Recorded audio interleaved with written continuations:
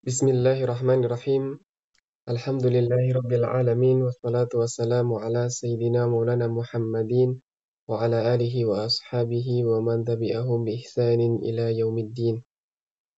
Subhanaka la ilma lana illa ma 'allamtana innaka antal alimul hakim. Amma ba'd.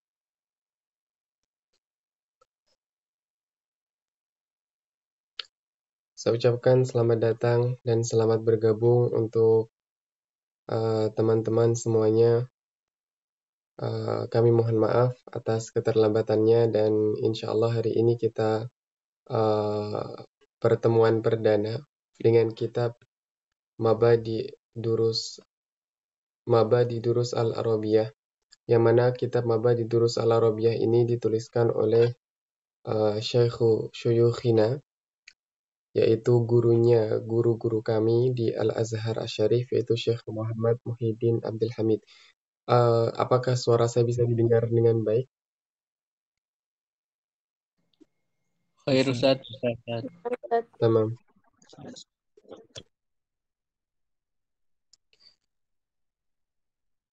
Jadi sebelum kita masuk dalam pembahasan kitab, sedikit kita mengenal beliau, yaitu Syekh Muhammad Muhyiddin Abdul Hamid. Syekh Muhammad Muhyiddin Abdul Hamid merupakan ulama yang mausu'i di dalam berbagai bidang keilmuan. Beliau merupakan guru di antara guru-guru kami di Al-Azhar Asy-Syarif, seperti Syekhna Dr. Fathi Abdurrahman Hijazi. Beliau yang banyak meriwayatkan ataukah yang meriwayatkan semua kitab-kitab dari Syekh Muhammad Muhyiddin Abdul Hamid. Dan di sana juga ada Syekh Ali Saleh Al-Azhari. Itu juga beliau termasuk di antara murid dari Syekh Muhammad Muhyiddin Abdul Hamid. Dan masih banyak masyayikh lainnya. Jadi Syekh Muhammad Muhyiddin Abdul Hamid itu dari sejak kecil, kemudian sampai tumbuh dewasa, sampai doktor itu di Al-Azhar Syarif. Beliau lulusan dari Fakultas Lughah Al-Arabiyah, insyaallah. Dan beliau sangat terkenal di dalam bidang Lughah Al-Arabiyah. Jadi kitab-kitab nahwu yang muktamad ataukah yang tahqiqannya itu sangat diperhatikan, itu adalah tahqiqan dari Syekh Muhammad Muhyiddin Abdul Hamid. Karena pada masa itu tahqiqan kitab itu biasanya hanya sekedar dicek, kemudian diteliti, setelah itu dicetak. Tetapi ketika datang Syekh Muhammad Muhyiddin Abdul Hamid ini, beliau tidak hanya mencetak ulang, tetapi beliau juga memberikan ta'likan ataukah catatan kaki pada setiap kitab yang ditahqiqnya. Di antara kitab-kitab yang beliau tahqiq itu ada kitab Qatrun Nada wa Bilus Soda, kemudian ada karya Syekh Ibnu Hisham Al-Ansari, yang mana Ibnu Hisham Al-Ansari itu termasuk dari ulama Al-Azhar juga pada zamannya. Ada kitab Syudhuri Dhahab juga ditahqiq dan juga ditaklik oleh Syekh Muhammad Muhyiddin Abdul Hamid. Kemudian ada kitab di sana ada juga Syarah Ibnu Aqil juga ditahqiq dan ditaklik oleh Syekh Muhammad Muhyiddin Abdul Hamid. Begitu juga kitab Awdahul Masalik ila Alfiyat Ibni Malik karya Ibnu Hisham, itu juga ditahqiq dan ditaklik oleh Syekh Muhammad Muhyiddin Abdul Hamid. Begitu juga dengan kitab Mughni Labib, karya besarnya Ibnu Hisham Al-Ansari, itu juga ditahqiq oleh beliau Syekh Muhammad Muhyiddin Abdul Hamid.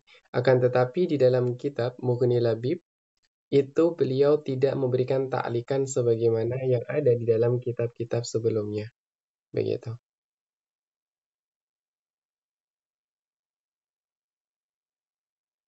Dan di antara kitab yang biasa kita pakai itu adalah kitab Syarah Al-Ajurumiyah yang dengan nama kitab Tuhfatus Saniyah. Jadi kitab Tuhfatus Saniyah Bisyarhil Ajurumiyah itu Bisyarhi Muqaddimatil Ajurumiyah itu merupakan karya Syekh Muhammad Muhyiddin Abdul Hamid. Dan Al-Fakir meriwayatkan kitab-kitab beliau Syekh Muhammad Muhyiddin Abdul Hamid itu imma dari jalurnya Syekh Ali Saleh Al-Azhari ataukah dari Syekh Fathi Abdurrahman Hijazi. Begitu juga dengan kitab Mabadi Durus Al-Arabiyah ini, Al-Fakir riwayatkan dari Syekhna Fathi Abdurrahman Hijazi, itu secara ijazah. Tetapi kalau secara bacaan ataukah belajar itu dengan Syekhna Profesor Dr. Muhammad Hasan Utsman.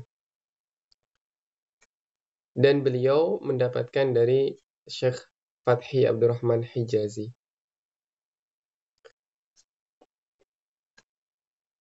Sebelum kita memasuki pembahasan kitab, ada sedikit pembukaan yang perlu kita ketahui, bahwa mengapa kita perlu mempelajari Nahwu Al-Arabi ataukah ilmu Nahwu, ataukah juga dengan yang kita sebut dengan namanya ilmu Lughah Al-Arabiyah.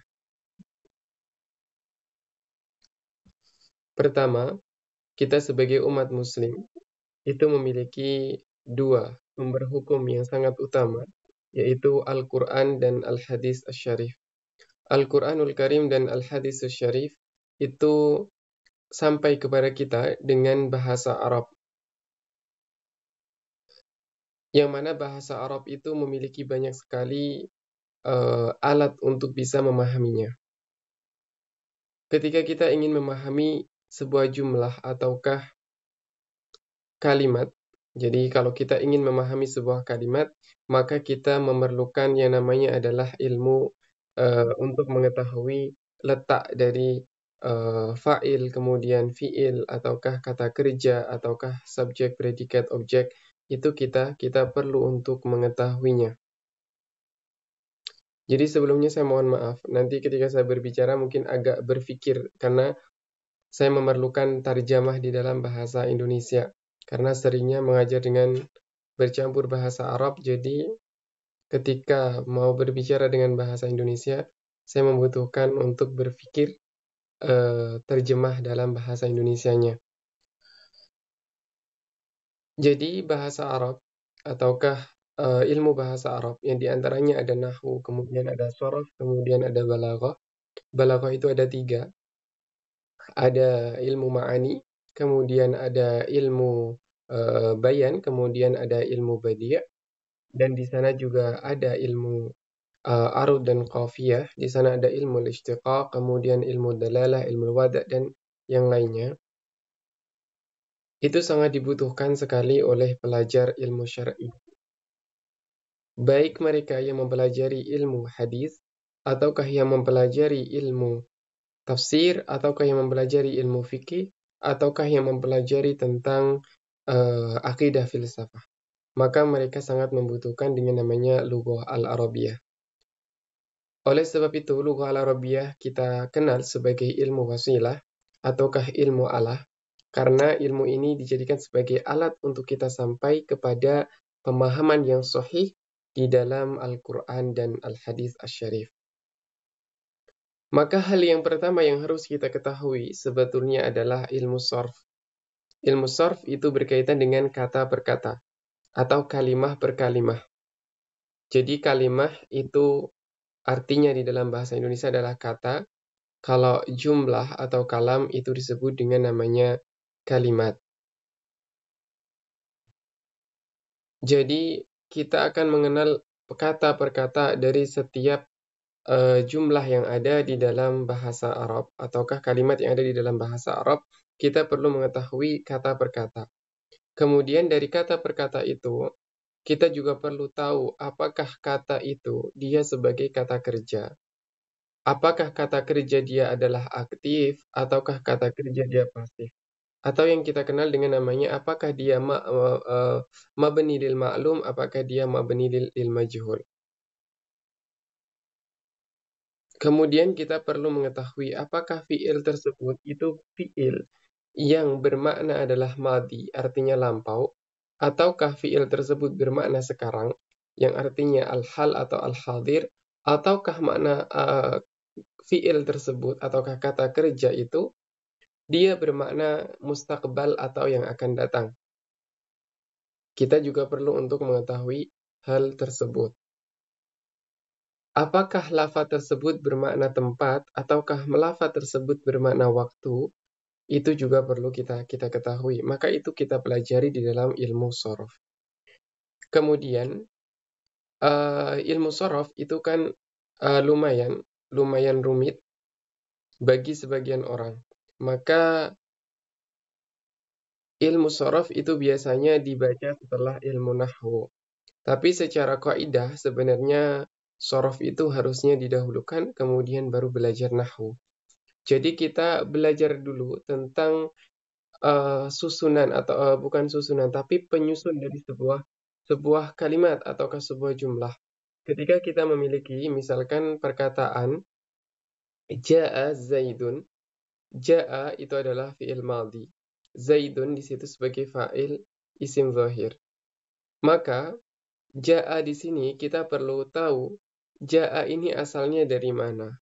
Kemudian Ja'a itu faidahnya apa? Dia fi'il ataukah dia sebagai masdar? Apakah dia sebagai isim maf'ul? Apakah dia sebagai isim fa'il? Apakah dia sebagai dzaraf makan ataukah zaman? Ataukah isim makan? Dari setiap lafaz ataukah setiap kalimat yang saya sampaikan tadi, baik dia dari fi'il, kemudian masdar, kemudian isim maf'ul, isim fa'il, dan lainnya, itu akan kita bahas pada tempatnya masing-masing.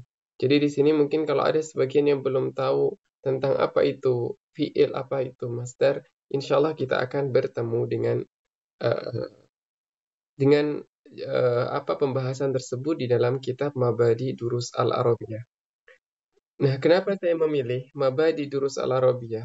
Karena Mabadi Durus Al-Arabiyah ini sebenarnya dituliskan untuk yang masih awal, sangat awal sekali di dalam belajar ilmu Arabiyah.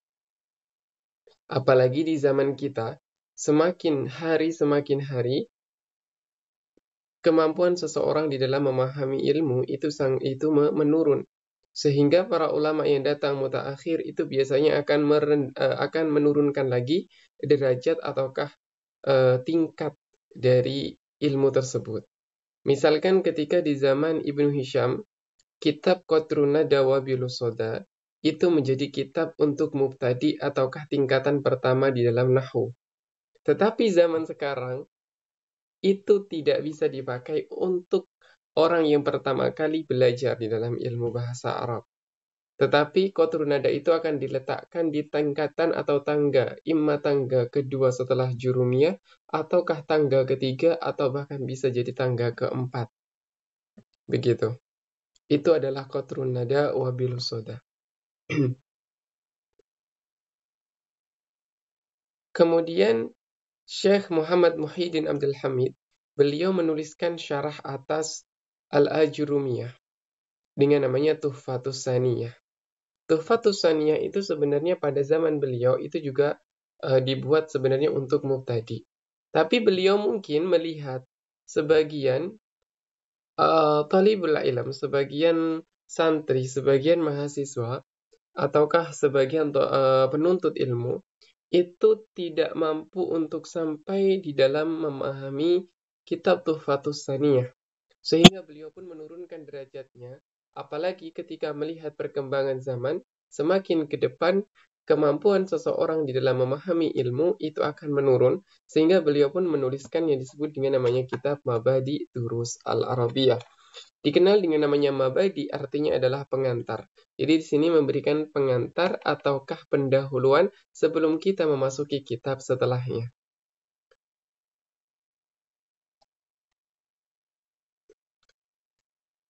Setelah kita memahami ilmu shorof, kita akan mampu memahami ilmu nahwu, yaitu dengan mengetahui susunan-susunan kalimat ataukah tarkibul kalam, yang kita kenal dengan namanya tarkibul kalam.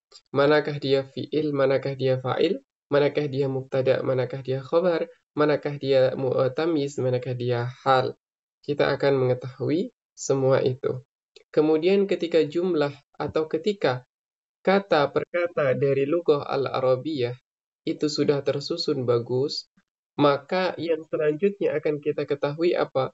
Yang kita akan ketahui adalah apakah jumlah yang kita sudah susun, apakah kalimat yang sudah kita susun itu bisa kita gunakan dengan baik? maka itu nanti akan berkaitan dengan namanya ilmu ma'ani. Ketika kita berbicara dengan siapa, maka kita menggunakan apa?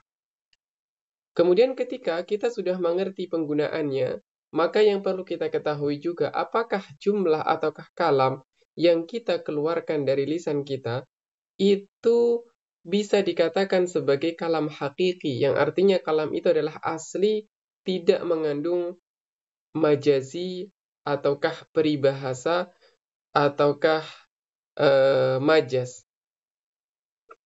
Jadi apakah kalam itu sifatnya hakiki ataukah majazi? Maka kita akan masuk ke dalam ilmu bayan. Kemudian di dalam kalam itu, ketika di situ mengandung kalam majas ataukah kalam hakiki, apakah kalam itu sudah tersusun dengan indah dan rapi? Maka di situ kita kenal dengan namanya ilmu badi' sebagai ilmu yang memberikan penghiasan ataukah perhiasan ataukah keindahan di dalam penyusunannya. Jadi keindahannya di sini, misalkan di akhir kalimat itu nanti akan menjadi sajak, ataukah dia kalimat yang berupa syair yang disusun dengan akhiran yang sama, ataukah dia berbentuk kalam yang berbentuk nasr, artinya dia bukan syair. Kemudian apakah dia ada di situ dua kalimat yang memiliki makna yang sama, ataukah satu kalimat memiliki dua makna, kemudian makna manakah yang diinginkan, maka itu nanti pembahasannya adalah di dalam ilmu al-badi'. Kemudian berkaitan dengan lughah al-arabiyah, maka kita tidak asing dengan namanya syair. Di dalam syair itu ada kaidahnya, yaitu bagaimana seseorang itu menyusun syair dengan baik, maka itu dikenal dengan namanya wazan. Wazan-wazan itu yang nanti akan mengiringi seorang penyair di dalam mensyairkan syairnya. Akan tetapi orang-orang Arab, sebenarnya mereka orang-orang Arab itu terdahulu tidak membutuhkan qawaid. Ketika kalam itu sudah keluar dari lisannya, mereka mampu menyusun sebuah syair dengan wazan yang sahih, dengan wazan yang sesuai. Tetapi dengan berkembangnya zaman, kemampuan ataukah malakah, jadi kemampuan itu disebut sebagai malakah, di dalam menyusun sebuah kalimat ataukah syair yang indah, itu mulai melemah. Apalagi orang-orang yang bukan asli Arabi, maka mereka membutuhkan qawaid bagaimana bisa kalamnya ini tersusun indah dan rapi. Maka di sini memerlukan ilmu yang disebut dengan namanya ilmu al-arud dan qafiyah. Pada setiap lafaz kita menemukan lafaz-lafaz yang banyak di dalam Al-Quran Al-Karim, Al-Hadis Al-Syarif, ataukah di dalam kalam-kalam yang ada di dalam kitab, maka kita terkadang membutuhkan namanya adalah qamus ataukah mu'jam. Pada setiap qamus ataukah mu'jam itu memiliki rumus tersendiri. Apakah ulama ini ketika menyusun qamus, menyusun mu'jam, itu menggunakan huruf hijaiyah, tersusun sesuai dengan huruf hijaiyah kah?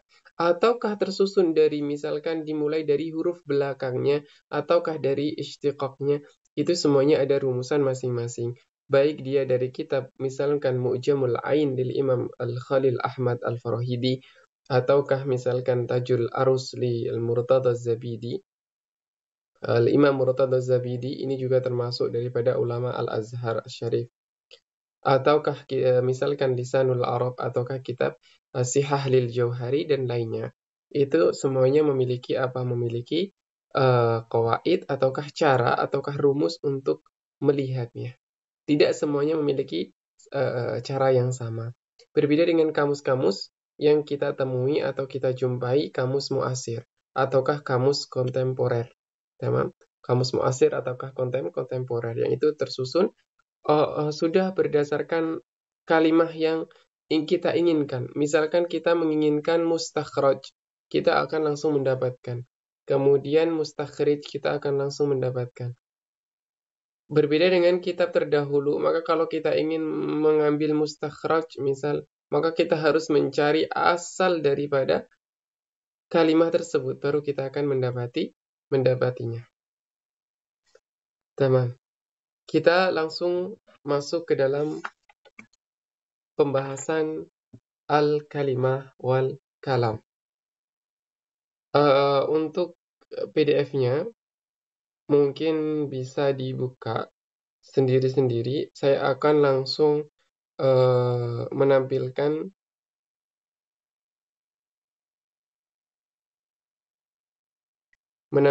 ini. Apakah layar putih ini bisa terlihat dengan jelas?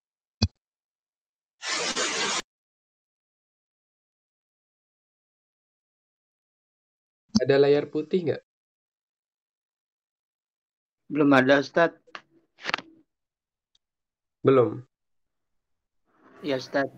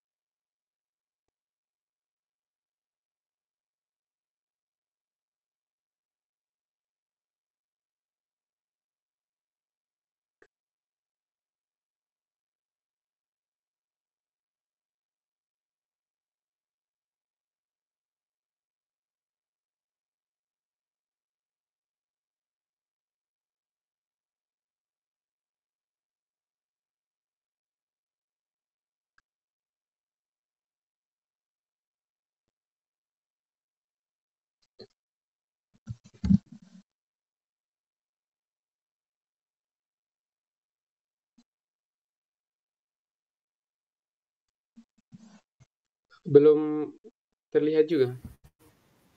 Nah, sudah terlihat. Sudah terlihat, Ustaz. Nampak, Ustaz. Tamam. Font Ustaz, apa bisa diperbesar lagi?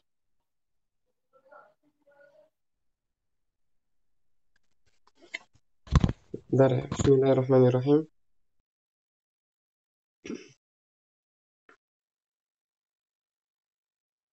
Di sini ada al-kalimah wal kalam. Tulisannya sudah bisa dibaca? Bisa, Ustaz. Alhamdulillah, Ustaz.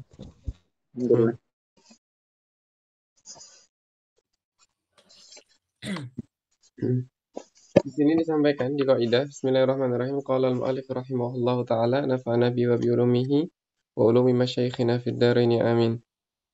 Wa min huna yatadihu lana ma ya'ti. Dari contoh-contoh yang disampaikan di sini saya berikan satu contoh, saya ambilkan di situ adalah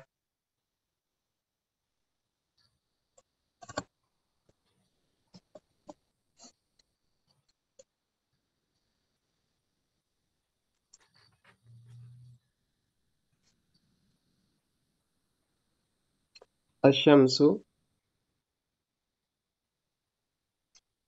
mudiatun. Asyamsu mudiatun. Kemudian ada yang kedua, al-ilmu nafi'un.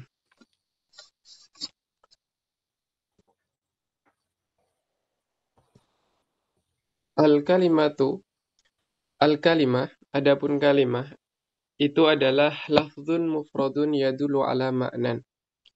Pertama, kita kan ingin mengetahui apa yang disebut sebagai kalam. Karena al-kalam itu sama dengan jumlah, artinya jumlah mufidah. Kalam itu adalah jumlah mufidah. Kalimat yang sempurna, artinya kalimat yang bisa dipahami dengan baik, maka itu adalah al-kalam. Dan al-kalam itu tentu tersusun dari kalimah.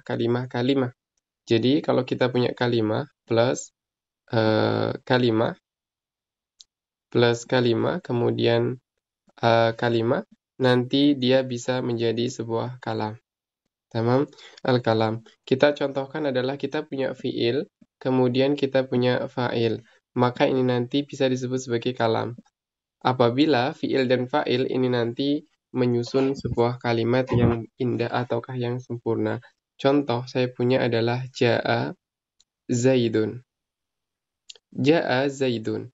Ja'a zaidun. Ja'a ini adalah fi'il, kemudian zaidun ini adalah fa'il.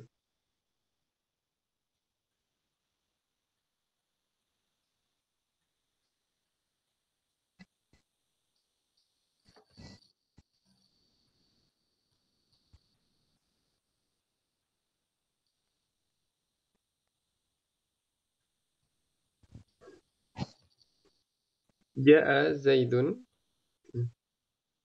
Ja'a ini adalah fi'il, zaidun adalah fa'il. Maka ini kita sebut sebagai al-kalam. Karena dia sudah tersusun dengan baik dari fi'il dan fa'il. Kalau kita ingin mengetahui kalam, maka kita perlu adanya pengetahuan terhadap penyusunnya, yaitu adalah kalimah dan kalimah. Maka sekarang kita tahu dulu apa itu kalimah.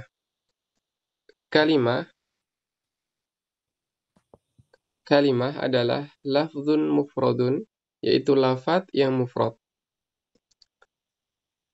Lafzun mufradun, yaitu lafaz yang mufrad. Lafaz yang mufrad yadullu ala ma'nan, yang menunjukkan kepada makna. Jadi, pertama, kalimah itu adalah lafaz. Lafaz itu apa sih? Lafaz itu adalah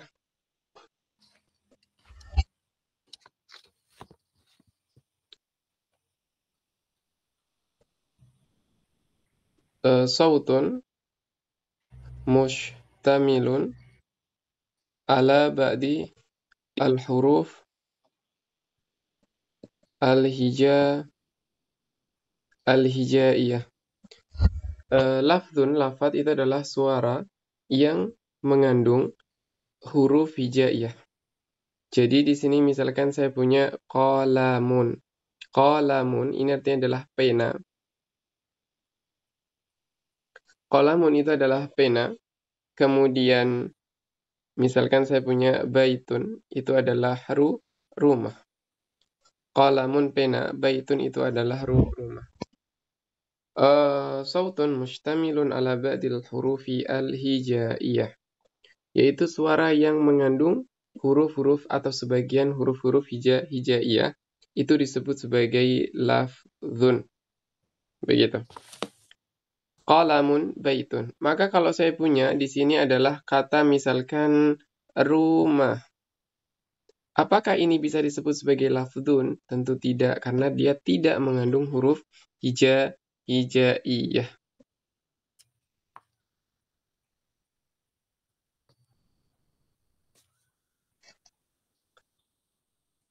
Oke. Al-kalimah huwa lafzun. Al-kalimah itu adalah lafaz mufrad yadullu ala ma'nan. Yang dia adalah mufrad. Mufrad itu artinya apa? Mufrad itu artinya apa bahasa Indonesianya mufrad? Artinya satu atau sendiri. Tunggal, aywa. Sahih. Tunggal. Artinya adalah tunggal. Berarti dia adalah lafaz yang tunggal, yang artinya satu sendiri, yang tidak ada, dia bukan sendiri, tetapi adalah bermakna satu, bermakna tunggal. Misalkan kalau saya punya qalamun. Qalamun, afwan, bukan bermakna satu. Maksudnya adalah dia kalimah yang satu. Berarti dia hanya qalamun saja. Tidak ada kalimah setelahnya. Maka ini disebut sebagai kalimah karena dia satu.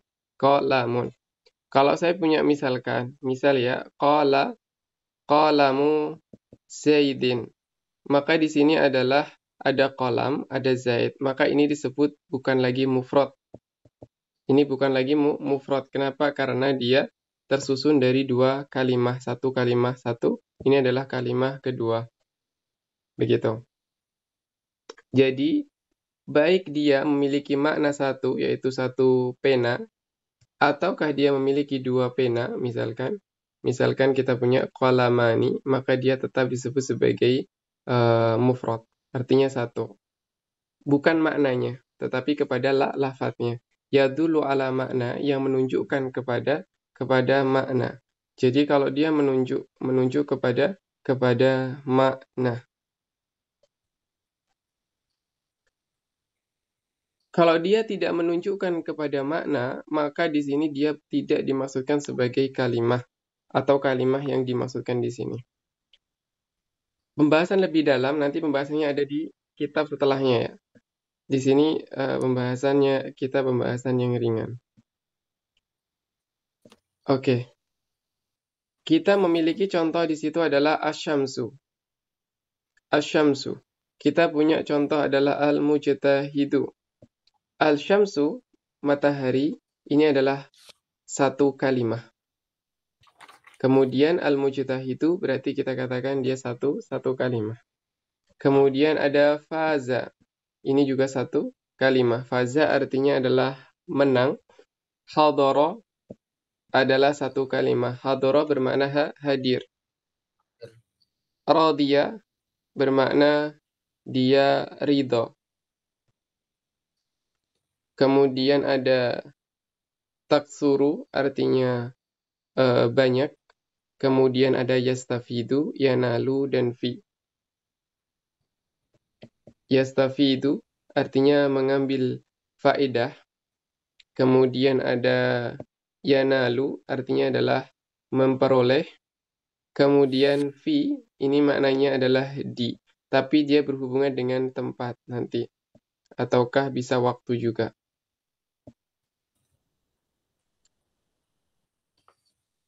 Jadi di sini kalimah-kalimah ini itu memiliki makna semuanya.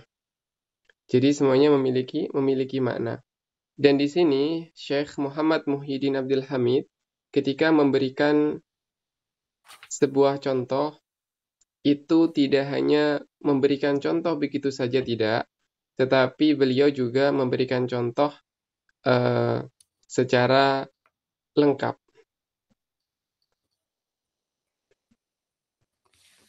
Al-kalimah, kita tadi sudah mendapati kalimah, yaitu apa? Kalimah itu adalah lafzun mufradun yadullu ala maknan, yaitu lafaz yang tunggal yang menunjukkan kepada makna.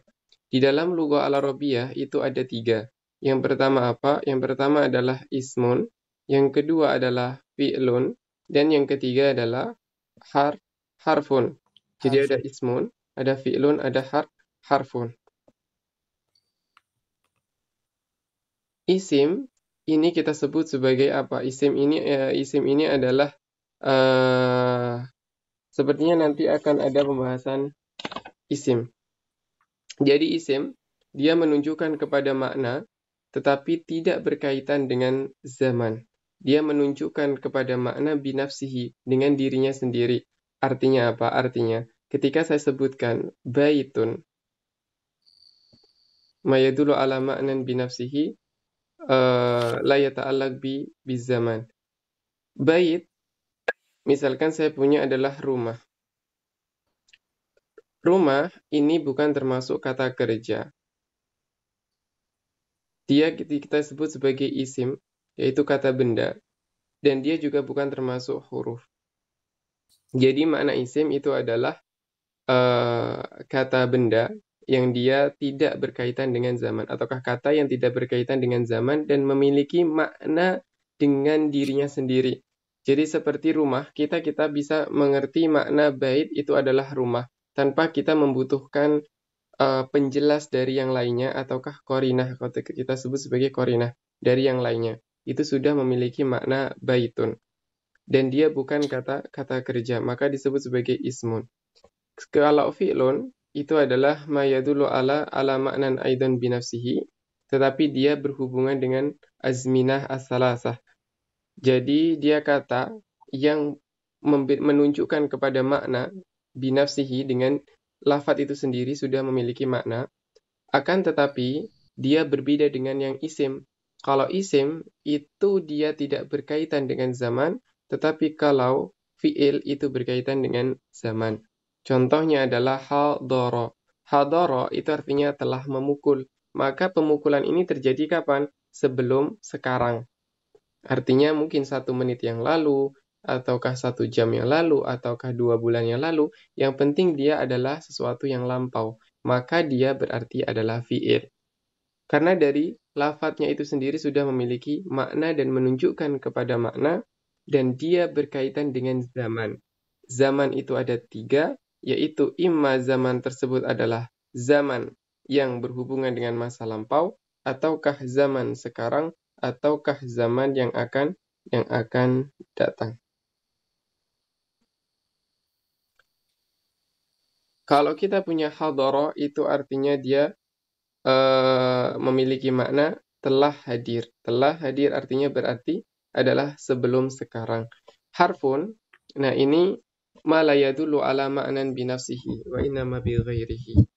Dia tidak bisa menunjukkan makna yang pasti dengan dirinya sendiri, tetapi dia menunjukkan makna dengan tepat apabila dia bersambung dengan yang lainnya. Dia harus punya sandaran dengan kalimat yang lainnya, baru dia bisa memiliki makna.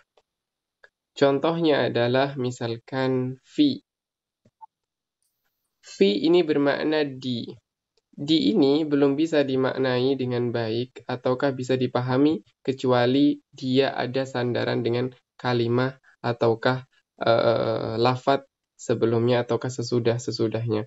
Misalkan kita akan bisa memaknai dengan baik apabila misalkan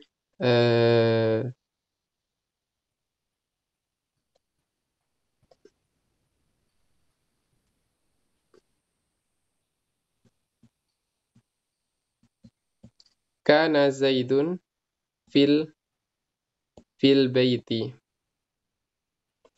Misalkan ada fil laili, fil lail. Ada fil lail.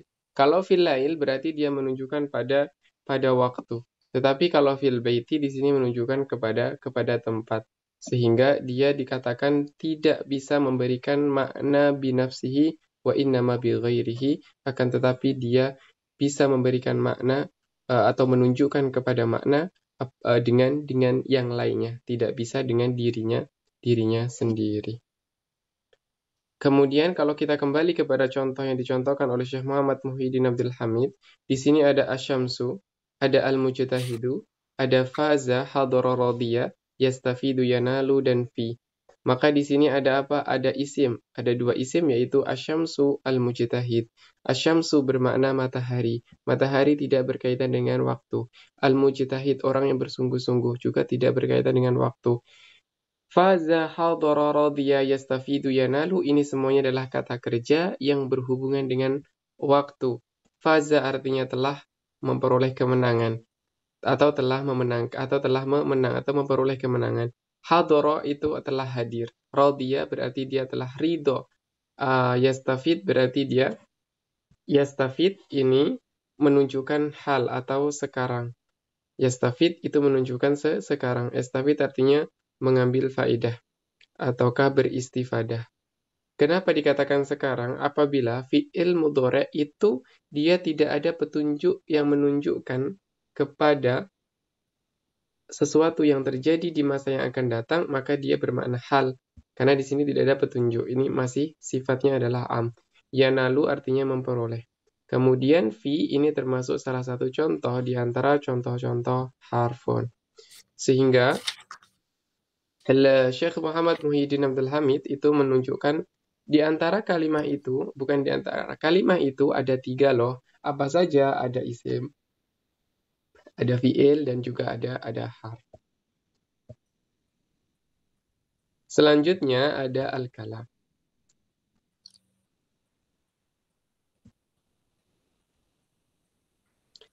Al-kalam huwa al-jumlatu al-mufidatu faidatan tammah. Di sini ditunjukkan atau dikatakan bahwa al-kalam itu apa? Al-kalam itu adalah jumlah al-mufidah faidatan tammatan. Yaitu jumlah al-mufidah yang memiliki faidah yang faidahnya adalah faidah tamah, sempurna. Artinya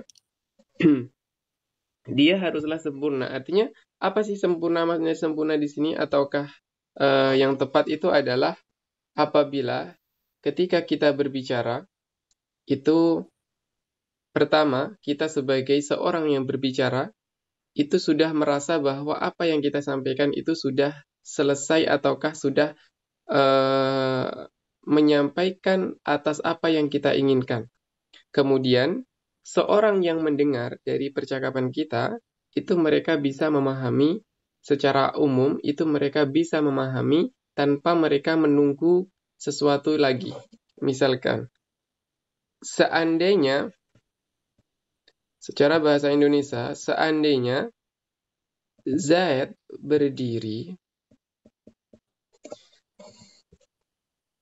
ini merupakan jumlah. Zaid berdiri itu adalah jumlah. Sama? Jumlah atau kalam. Kalam sendiri Zaid berdiri. Tapi kemudian ketika kita mengatakan seandainya Zaid berdiri, apakah dia itu bisa memberikan pemahaman kepada pendengar? Dan apakah juga seorang yang berbicara itu sudah merasa bahwa pembicaraannya sudah pas? Tentu belum. Kenapa? Karena seandainya ini membutuhkan sesuatu di sini yang kita kenal dengan namanya jawab. Seandainya Zaid berdiri, maka saya juga berdiri. Misal, maka di sini ketika saya mengatakan seandainya Zaid berdiri, saya juga akan berdiri, barulah ini disebut sebagai kalam. Kenapa kalam? Karena teman saya ketika mendengar jumlah ini mereka paham. Tetapi kalau saya hanya mengatakan seandainya Zaid berdiri, tentu ia tidak paham. Kenapa? Seandainya Zaid berdiri, maka mereka akan bertanya-tanya, kenapa Zaid berdiri? Kalau seandainya Zaid berdiri, kenapa? Gitu kan. Tapi kalau sudah kita kasih jawab, maka saya juga berdiri. Maka itu disebut sebagai jumlah tamah. Sebagai contoh, misalkan mudahnya, contohnya di sini, wala budda ayyakuna murakaban min kalimataini fa aksar. Maka wajib baginya untuk murakab. Murakab itu tersusun. Min kalimataini fa aksar. Minimal itu adalah dua kata. Minimal dengan 2 kata atau 2 kalimat. Contohnya, Muhammadun qaimun. Muhammad berdiri. Muhammad itu berdiri. Maka di sini bisa dipahami Muhammad itu berdiri. Muhammad berdiri. Ini merupakan jumlah mufidah. Kenapa kita katakan jumlah mufidah? Karena dia bisa dipahami oleh pendengar. Muhammadun qaimun. Dan minimal kalam itu dia terdiri dari dua kalimah. Kalau dia seandainya tidak terdiri dari 2 kalimah atau lebih, maka dia tidak dapat dikatakan sebagai kalam. Contoh yang diberikan oleh Syekh Muhammad Muhyiddin itu adalah Allahu khaliqu kulli syai'in. Allahu, adapun Allah itu khaliqu kulli syai', pencipta segala sesuatu. Selain daripada Allah, itu kita kenal dengan namanya syai'un. Selain daripada Allah, kita kenal dengan namanya syai'un. Maka dikatakan laisa kamislihi syai'un. Tidak ada yang menyerupai Allah sesuatu apapun. Jadi selain daripada Allah, itu adalah syai'. Siwallah itu namanya syai'.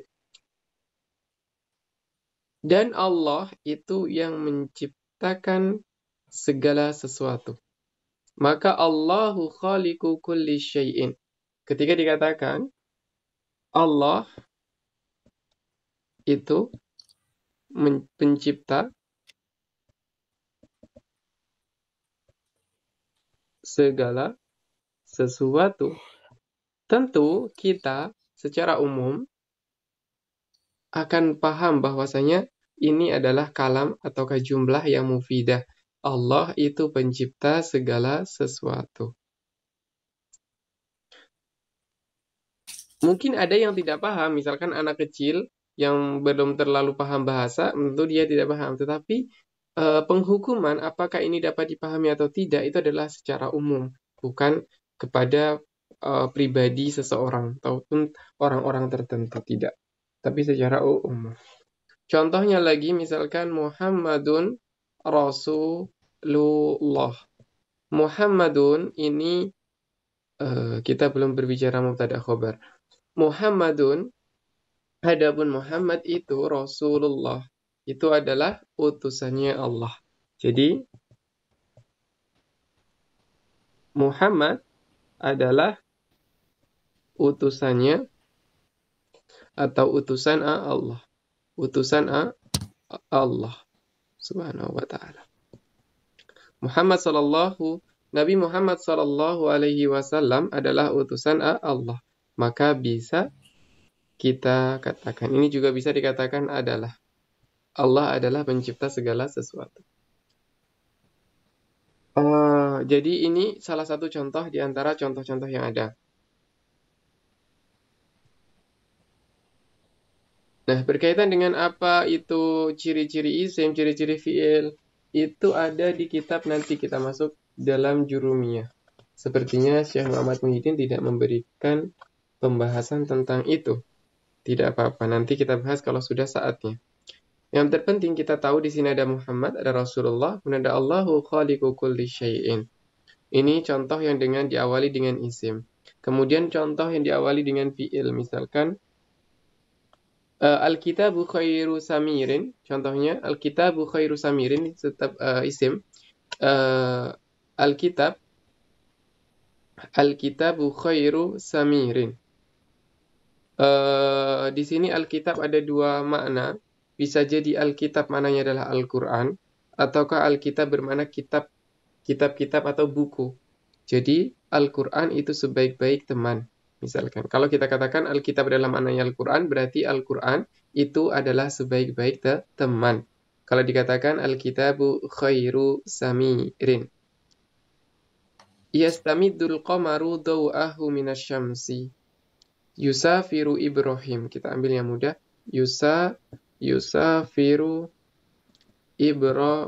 Ibrahimu. Afan. Ibrahimu. Yusafiru sedang bepergian. Siapa yang sedang bepergian? Ibrahim. Kalau kita maknai berarti Ibrahim sedang bepergian atau sedang safar. Nah, ini bermakna atau memiliki makna yang bisa kita pahami sehingga disebut sebagai kalam.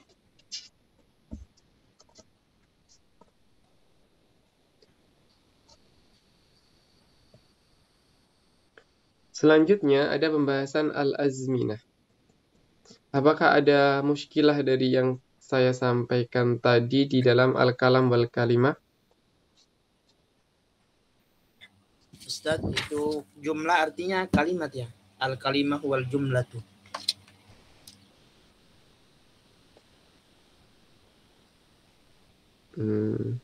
Mana? Yang definisi kalam al-kalamu wal Al-kalam wal jumlah al-mufidah. Jadi jumlah mufidah itu adalah kalam. Arti dari jumlah itu apa Ustaz? Arti bahasanya.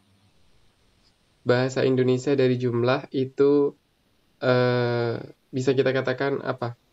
Perkataan ataukah kalimat? Kalimat.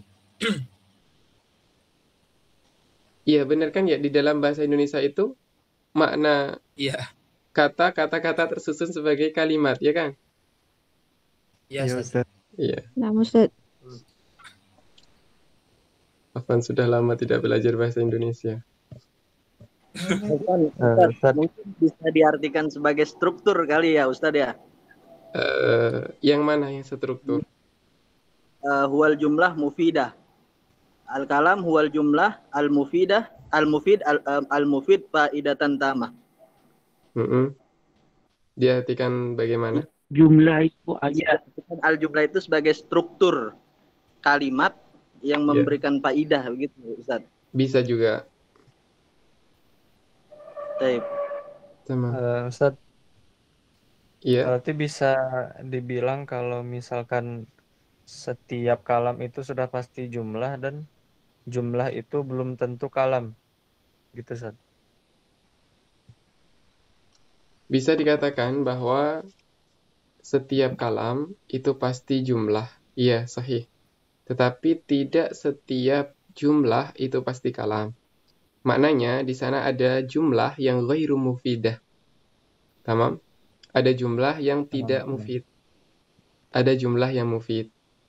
Contohnya yang dia tidak mufid tadi in qoma Zaidun. Seandainya Zaid berdiri, ini tentu dia tidak mufid. Artinya tidak memberikan faidah tamah ataukah tidak memberikan pemahaman yang tepat kepada sami ataukah pendengar. Maka itu disebut sebagai ghairu tamah. Atau apa? Mufidah, jumlah ghair mufidah. Begitu. Tapi kalau misalkan antum mengatakan al-kalam itu pasti jumlah mufidah dan jumlah mufidah itu pasti kalam. Itu benar. Bisa dipahami perbedaannya? Bisa Ustaz. Tamam.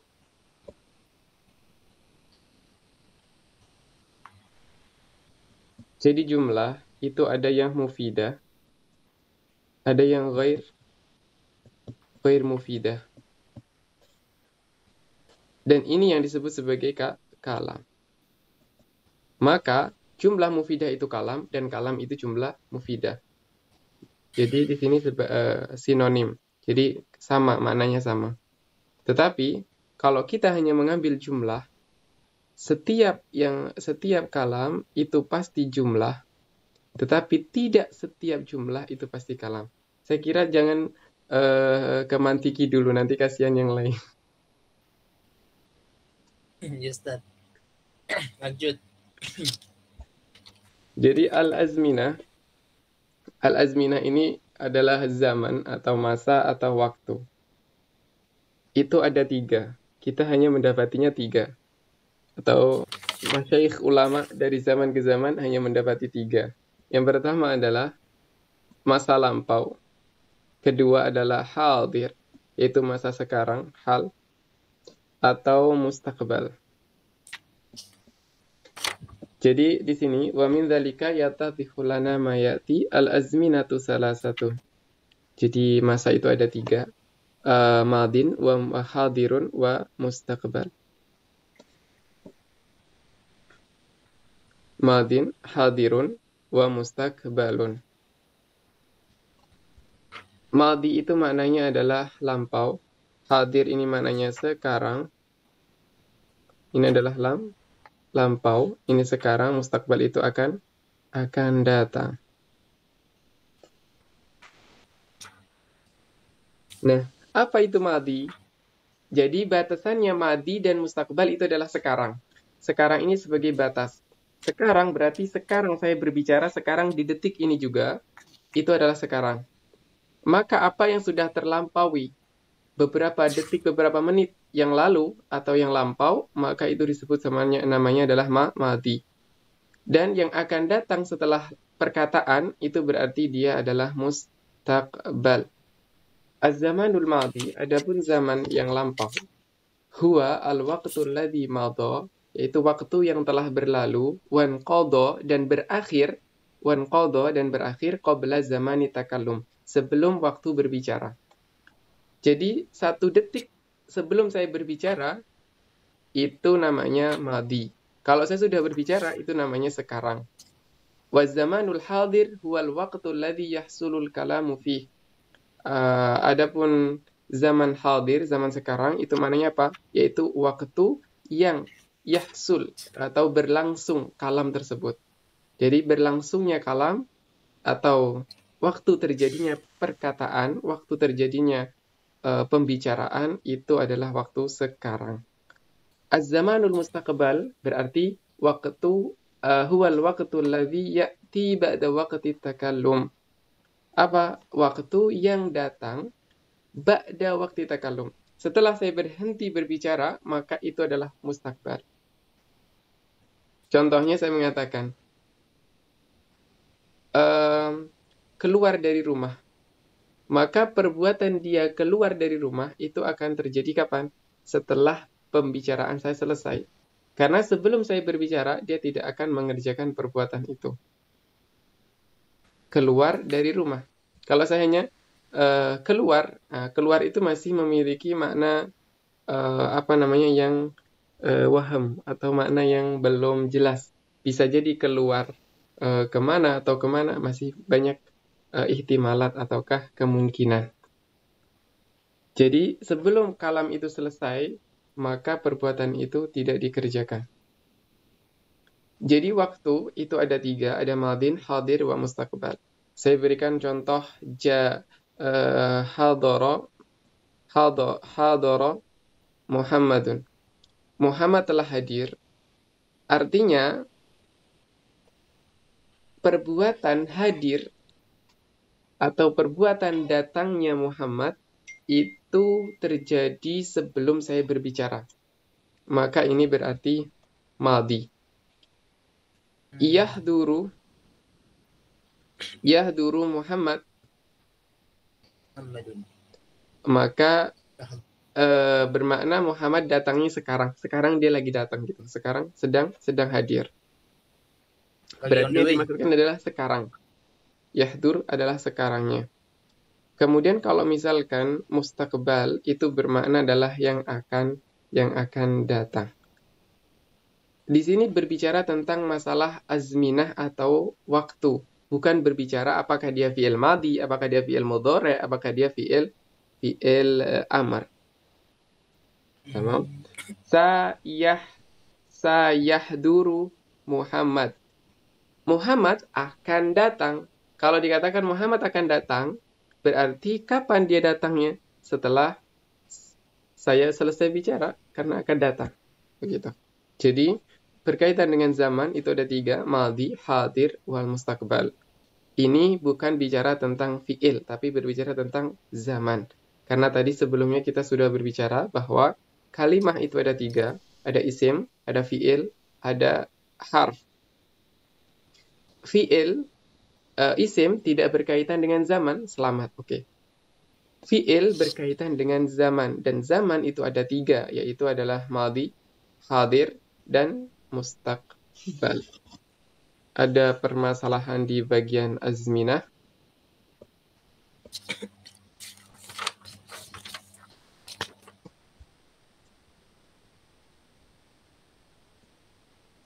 Di bawah tulisan hadir itu apa, Ustaz? Tulisan apa tadi, Ustaz?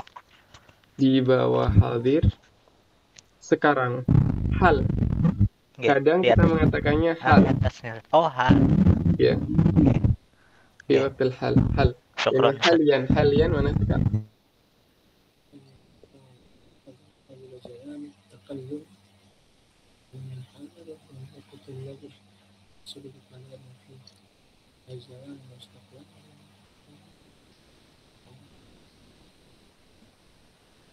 Aqsamul kalam. Al-kalimatu tanqasimu ila salasati aqsam. Oh, ternyata di sini beliau menyampaikan. Al-kalimatu tanqasimu ila salasati aqsam, ismin wa fi'lin wa harfin.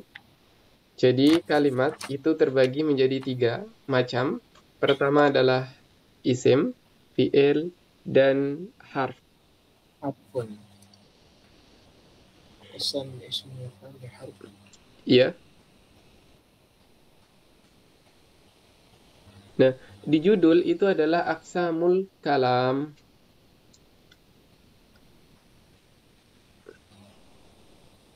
Di judul kan aqsamul kalam. Maksudnya adalah aqsamu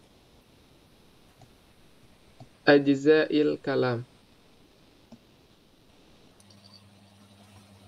Aqsamul kalam maknanya aqsamu ajza'il kalam. Kalau dikatakan aqsamul kalam berarti macam-macam kalam. Kalam itu hanya ada dua, imma kalam khobari ataukah kalam insya'i. Maka tidaklah pas kalau dimasukkan ke sini. Maka para ulama memberikan takwilan, maksudnya adalah aqsamu ajza'il kalam, yaitu macam-macam bagian dari kalam. Daraba Zaidun Amron. Kata dikatakan daraba Zaidun Amron. Daraba Zaidun Amron. Ini kan kalimah. Ini kalimah, ini kalimah. Muhammadun fil baiti. Muhammadun fil bait. Ini kalimah.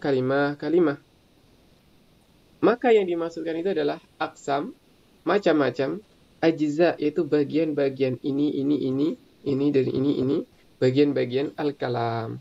Jadi kalam itu memiliki bagian juz'un atau bagian-bagian yang kita kenal dengan namanya kalimah. Dan kalimah-kalimah itu memiliki qisim atau aqsam atau memiliki memiliki macam-macam. Maka aqsamu ajza'il kalam itu ada 3. Pertama adalah isim, fi'il, dan harf. Mafhum masalah ini? Aqsamul kalam dan aqsamu ajza'il kalam? Mafhum sidna. Di dalam matan al-ajrumiyah juga begitu, mana aqsamul kalam gitu. Di dalam babnya atau di dalam syarah-syarahnya, tapi itu yang dimaksudkan oleh para ulama. Berarti yang sebenarnya itu aqsamul kalimat ya Ustaz? Iya, aqsamul kalimah. Sehingga beliau menyampaikan di halaman 15 itu apa? Al-kalimatu tanqasimu ila salasati aqsam.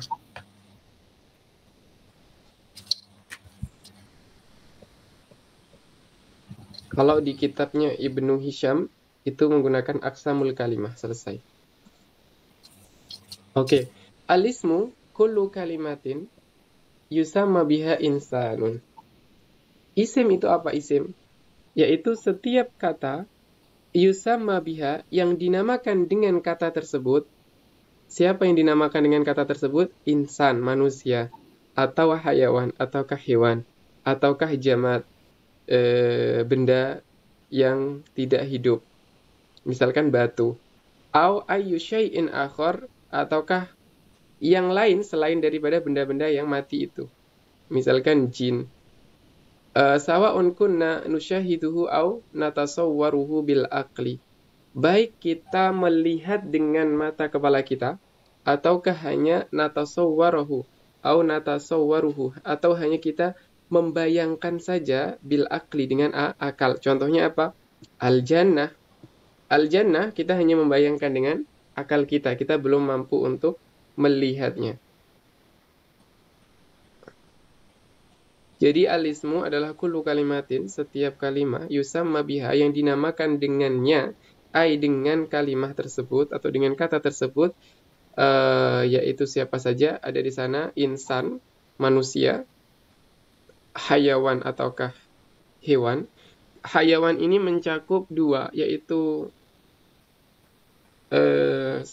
hayawan berarti hewan saja ya, hewan. Jamat berarti di sini bukan manusia tapi hayawan maksudnya adalah hewan. Hewan-hewan, nama-nama hewan. Jamat ataukah benda-benda yang mati seperti tumbuhan ataukah batu atau langit dan lainnya.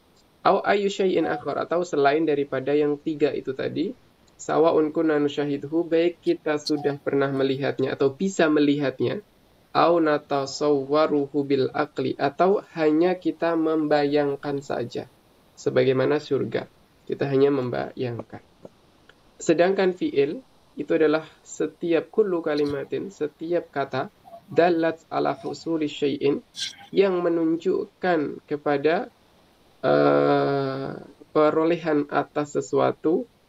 Jadi maksudnya adalah amal ataukah perbuatan, yaitu perolehan atas perbuatan atau terjadinya perbuatan fi zamanin minal azminati salasah, pada waktu di antara 3 waktu yang ada, yaitu imma madi, maknanya lampau, hadir sekarang, dan mustaqbal adalah yang akan datang.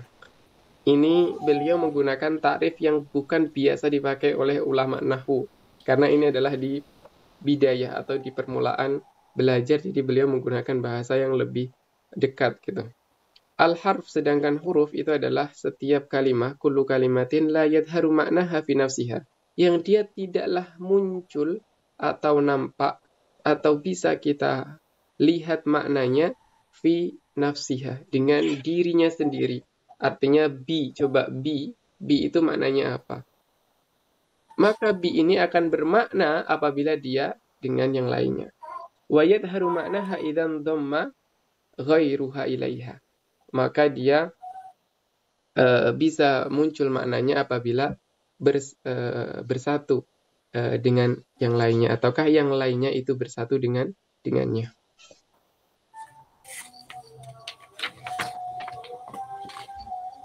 Contoh, di sini ada contoh-contohnya.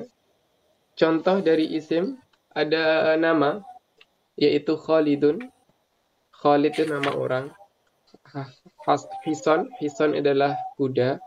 Tufah itu adalah buah apel. Jabalun adalah gunung. Nahrun itu adalah sungai. Misbahun adalah lampu. Ibrahim nama Ibrahim. Ma'un adalah air. Kitab itu adalah kitab. Coba lihat di halaman 16. Di 16 itu ada contoh yang langsung kepada anwa. Kan tadi dikatakan bahwa isim itu untuk nama-nama seperti manusia.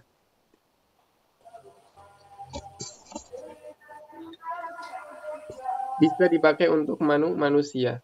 Contohnya misalkan musafir, orang yang sedang bepergian. Itu kan buat nama untuk manusia. Tobi, seorang anak kecil. Fatat, anak perempuan kecil. Gulam, anak laki-laki kecil. Sobi itu bayi, afwan. Sobiun bayi. Fatat, anak perempuan kecil. Kemudian, ya anak perempuan yang masih kecil. Kemudian, bukan kecil juga. Yang penting anak perempuan. Gulam, anak laki-laki kecil. Rojulun adalah orang laki-laki. Rojulun itu lebih kepada laki-laki dewasa sebenarnya. Imro'atun, perempuan. Ahmad, Ismail, Khalid, Su'ad, Zainab. Itu nama-nama orang. Atau menunjukkan kepada nama-nama hewan. Contohnya adalah faros, kuda. Himar, keledai. Kitun, cat. Kucing. Fa'run, tikus. Kalbun, anjing. Namirun adalah harimau. Sabu'un, hewan binatang buas. Fahad atau fahdun itu adalah singa. Kirdun, monyet. Ni'amah, burung unta. Fil itu adalah gajah. Zirafah adalah jerapah. Batoh, bebek. Iya, batoh itu adalah bebek. Baqarah adalah sapi betina. Samakah adalah ikan. Contoh yang menunjukkan kepada nabat. Di sana ada nabat. Jadi ada hewan, ada nabat. Tufah, laimun, burtukol. Tufah buah apel, laimun berarti lemon, burtukol itu adalah jeruk, bitih, semangka, muz, pisang. Kemudian al-asma adalah ala jamad, contohnya jabal, zajaja ataupun zujaja. Jabal, zujaja, misbah, dar, sakhra atau sakhrah. Jabal gunung, zujajah itu adalah kaca. Kemudian misbah lampu, dar rumah. atau tempat tinggal. Sokhrah itu adalah padang pasir. Asma adalah ala syai'in minal ma'ani ghair al-musyahadah. Jadi ada nama-nama yang memiliki makna tetapi kita tidak melihatnya. Contohnya ilmun. Ilmu itu kita tidak bisa melihatnya. Kita hanya membayangkan ataukah kita hanya bisa merasakan. Ilmu itu ada tetapi kita tidak tahu ilmu itu bentuknya seperti apa. Juga fatonah ataukah kecerdasan seseorang, fitnah kecerdasan seseorang, zaka juga sama, haya sifat malu dari seseorang. Sifat malu itu bentuknya seperti apa juga tidak ada, tetapi ada tanda-tandanya atau bekasnya. Itu adalah berkaitan dengan isim. Adapun berkaitan dengan fi'il, contohnya adalah misalkan dhahaba artinya pergi, kemudian roja'a artinya dhahaba pergi, roja'a pulang, kemudian ada ya'udu itu bermakna kembali, ishtara bermakna membeli, dan lain-lainnya. Setelahnya ada babul madhi wal mudhari' wal amr. Ada al-madhi, jadi sekarang masuk di dalam babul af'al. Al-af'al itu ada 3, al-madhi, kemudian ada al-mudhari', dan terakhir adalah al-amr. Ada al-madhi, al-mudhari' dan amr. Al-madhi, dari segi nama al-madhi, ini maknanya dia bermakna madha ataukah lampau. Berarti masa lampau. Sedangkan yang amr ini khosoh lil mustakbal. Sedangkan mudhari' itu ada 2. Imma hadir wa imma mustakbal. Oke. Jadi ada madhi, ada mudhari' dan ada amr. Yang di halaman 20, yanqasimul fi'lu ila salasati aqsam, madin wa mudhari'un wa amrun. Fi'il ada 3, yaitu ada madhi, ada mudhari' dan ada amr. Fal fi'lul madhi madala ala husuli syai'in qabla zamani takallum. Oke, fi'il madhi itu adalah fi'il yang menunjukkan kepada perbuatan yang terjadi. Maknanya husul syai'in sebenarnya adalah perbuatan yang terjadi qabla zamani takallum, sebelum waktu berbicara. Kalau disebutkan hadara,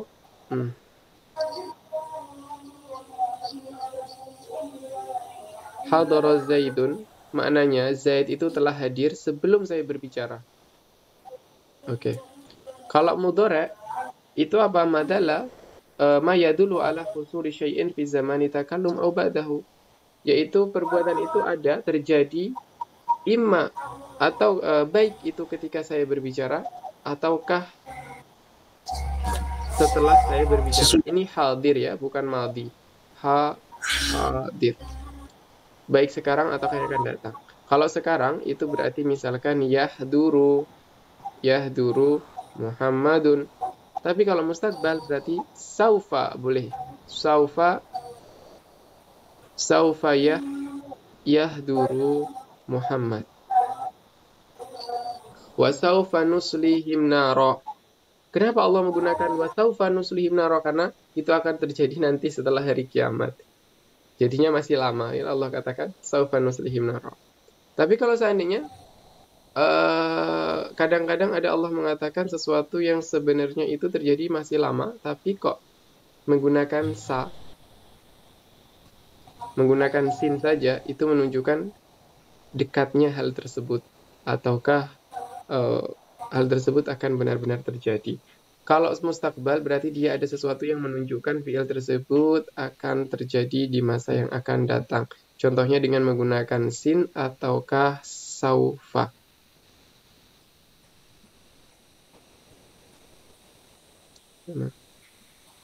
Menggunakan sin atau saufa atau yang lainnya. Oke.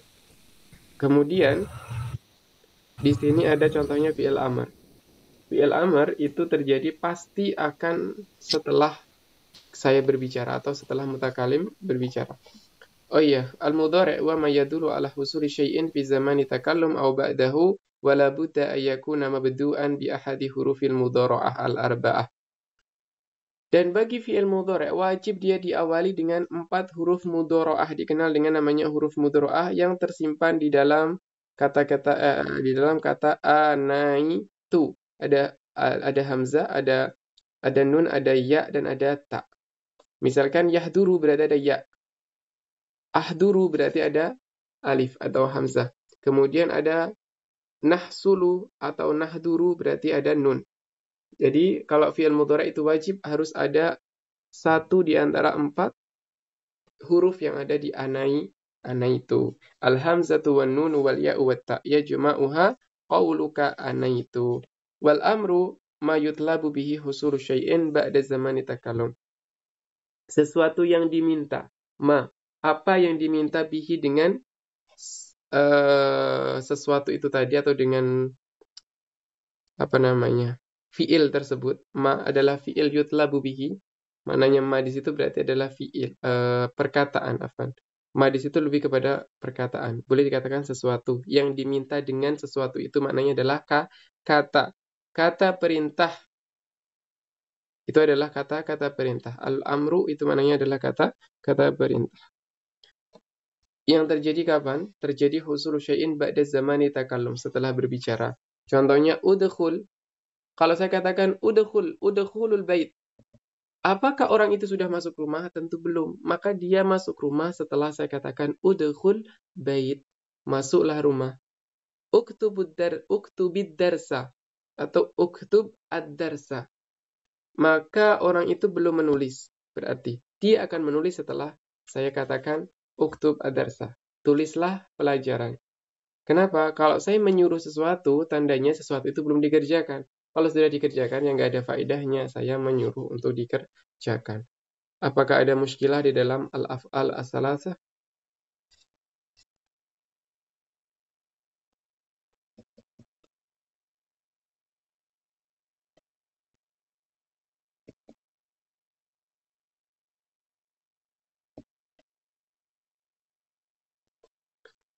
Selanjutnya ada al-mabni lil ma'lum dan ada mabni lil majhul di halaman 23. Pembahasan kita kurang 2 bab. Tetapi sekarang masih jam 10. Lebih 15 menit. Tahu jam berapa? Jam 2 ya, jam 2 lebih 15 menit. Sekarang masuk di dalam mabni lil ma'lum wal mabni lil majhul. Yanqasimu kullun minal fi'lil madhi wal mudhari'. Pembahasan al-mabni lil ma'lum wal mabni lil majhul ini hanya khusus pada 2 fi'il saja, yaitu 1 adalah fi'il madhi, kedua adalah fi'il mudhari'. Jadi dia hanya ada pada 2 ini saja, yaitu fi'il madhi dan fi'il mudhari'.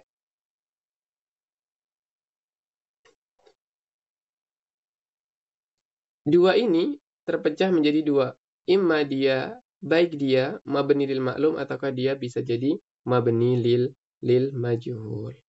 Apa itu mabni lil ma'lum? Al-mabni lil ma'lum huwa alladhi yudhkaru fa'iluhu fil kalam. Yaitu dikatakan al-mabni lil ma'lum. Maklum ini kan maknanya adalah diketahui. Oke? Maklum itu maknanya diketahui. Kalau maklum itu maknanya adalah diketahui, maka perlu kita tanyakan apa yang diketahui? Fa'ilnya. Contohnya, khalaqallahu al-insana. Allah subhanahu wa ta'ala telah menciptakan manusia.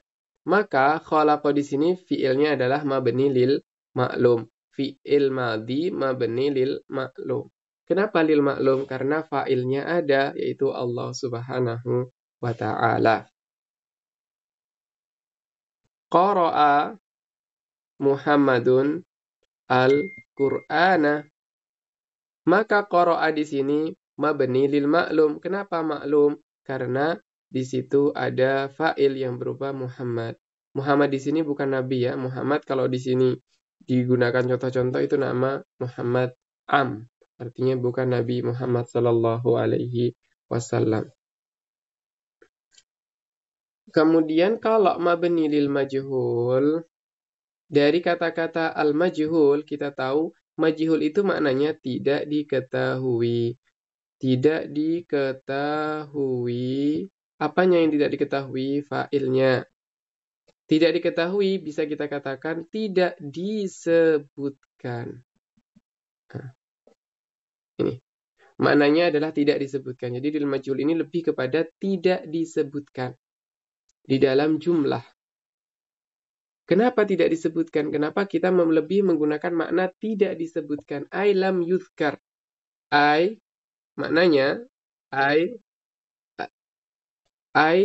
al-fi'lul ladzi lam yuzkar, al-fi'lul ladzi lam yuzkar fa'iluhu.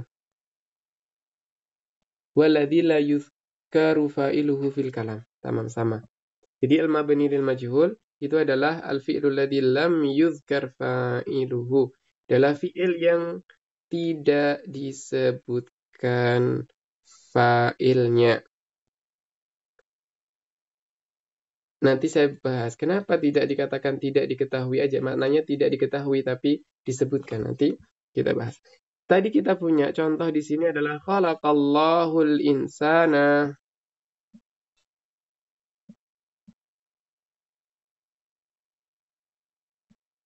Khalaqallahul insana. Kalau kita ingin menjadikan fi'il tersebut adalah fi'il mabni lil majhul, maka apa yang kita lakukan? Kita hapus fa'ilnya. Dan kita rubah bentuk harokat dari fi'ilnya. Maka fi'ilnya dia memiliki kaidah.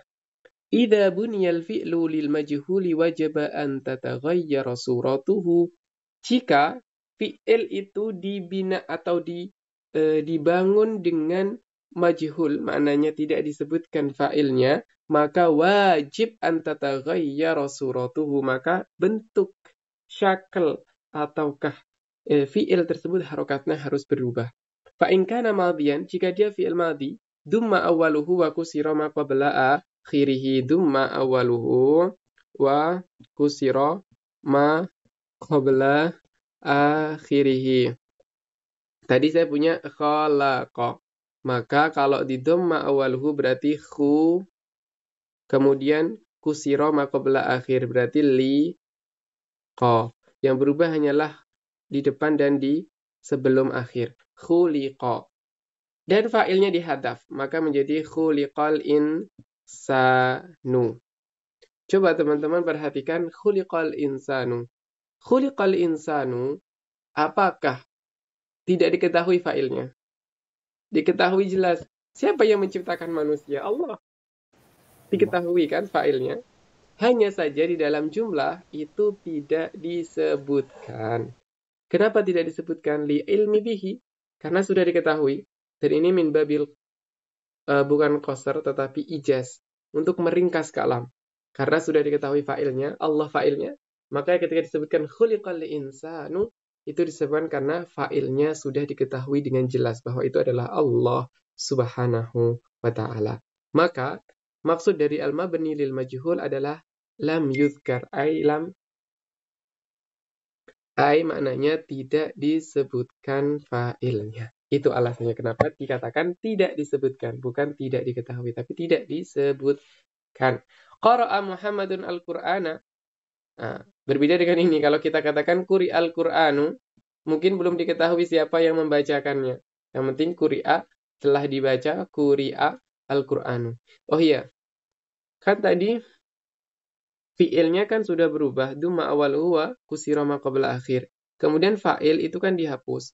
Maka yang tadi dia menjadi maf'ul, sekarang dia menduduki kedudukan dari fa'il. Tetapi dia bukan fa'il, hanya menggantikan posisinya fa'il.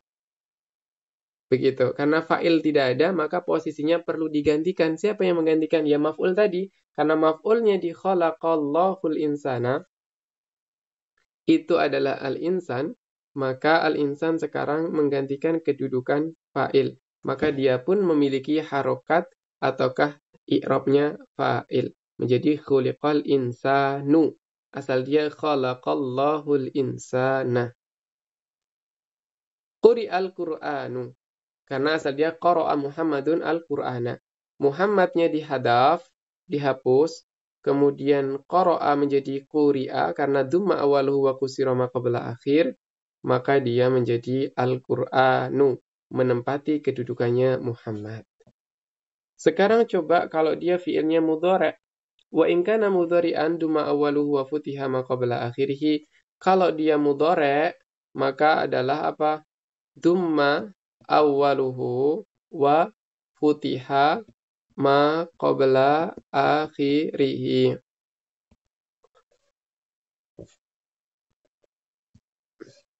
Kalau saya punya, asalnya adalah yadribu Zaidun Amron. Maka Zaid kita hilangkan dulu. Yadribu kita dhammahkan awalnya menjadi yud. Kemudian futiha qabla akhir menjadi yudrobu. Maka ini berubah. Dan Amron menduduki kedudukannya fa'il. Maka menjadi amrun. Perlu diketahui, Amr dan Umar. Kalau Umar, dia tidak ada embel-embel di akhir. Tidak ada tambahan huruf di akhir. Ini namanya Umar. Tapi kalau dia Amr, maka dia ada wawunya ketika dia fathah. Bisa dibaca Amrun atau Amrin. Kalau Amron, baru dia menggunakan alif. Tapi kalau Umar, dia hanya punya dua harokat. Imma dibaca Umaru, ataukah Umaro. Tidak bisa dibaca Umari. Dan dia tidak boleh ditanwinkan. Pembahasannya nanti insya Allah di Jurumiyah.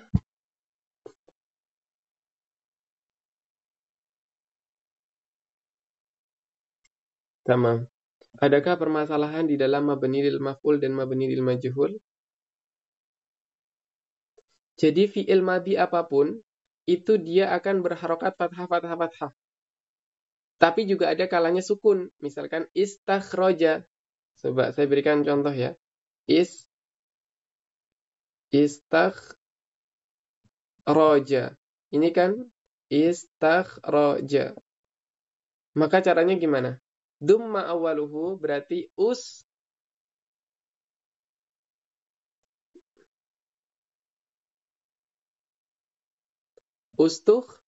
rija.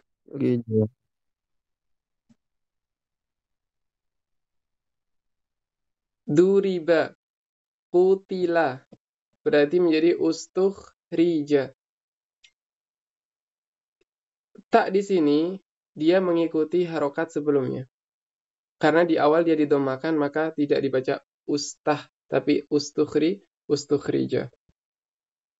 Dia tetap kaidahnya dumma awalhu wa kusira ma qabla akhirihi.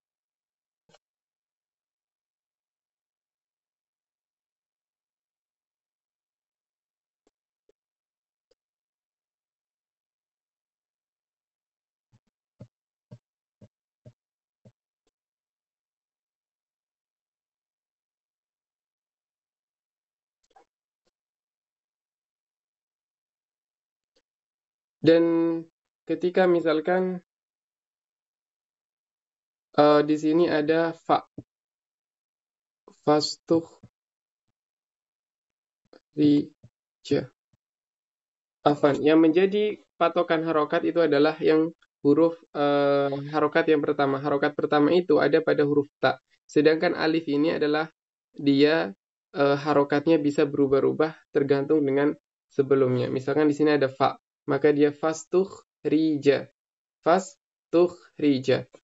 Kalau dia hanya sendiri alif, maka alif dia ikut kepada taknya, ustukhrija. Tapi kalau alifnya kalau taknya dia fathah, maka dia dikasrohkan istakhroja. Begitu.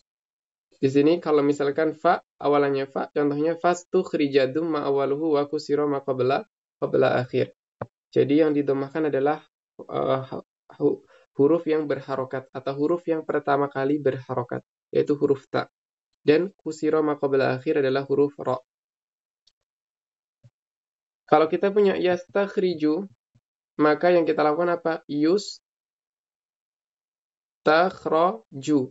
Dumma awaluhu wa futiha ma qabla akhir. Itu adalah mabni lil majhul. Adakah permasalahan di dalam mabni lil majhul?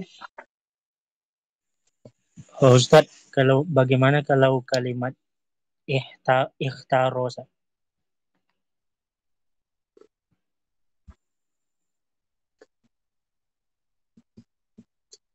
Ikhtara, alif di sini kita perlu tahu ikhtara itu, ini sebenarnya pembahasannya bukan di sekarang. Ikhtiar, masdar dia adalah ikhtiar, tamam? Berarti asli dari alif ini adalah ya, maka berarti dia adalah ukhtira.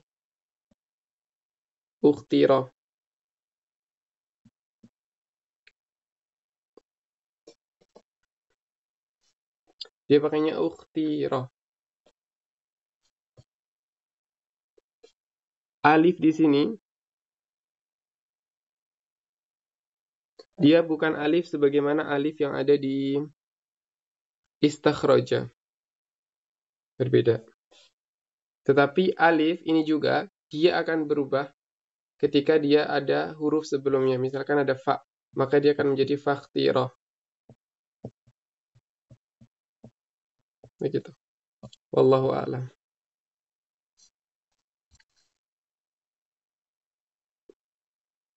Selanjutnya ada tasriful fi'li al-madhi ma'ad dhamair, yaitu pentasrifan di dalam fi'il madhi dengan dhamir. Maka ini tidak ada qawaid di dalam kitab. Saya tuliskan aja. Ada huwa, huma, hum, hiya, huma, hunna. Anta, antuma, antum, anti, antuma, antunna, ana, nahnu. Fa'ala, fa'ala, fa'alu. Fa'alat, fa'alata,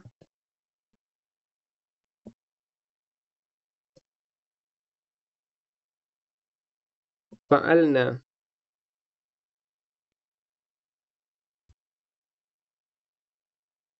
Fa'alta, fa'altuma,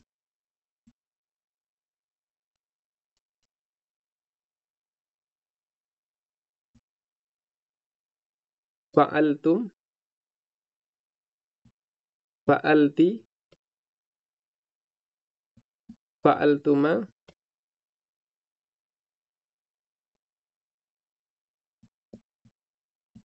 fa'altunna, fa'altu, fa'alna. Nah, jadi semuanya tinggal diikutkan ataukah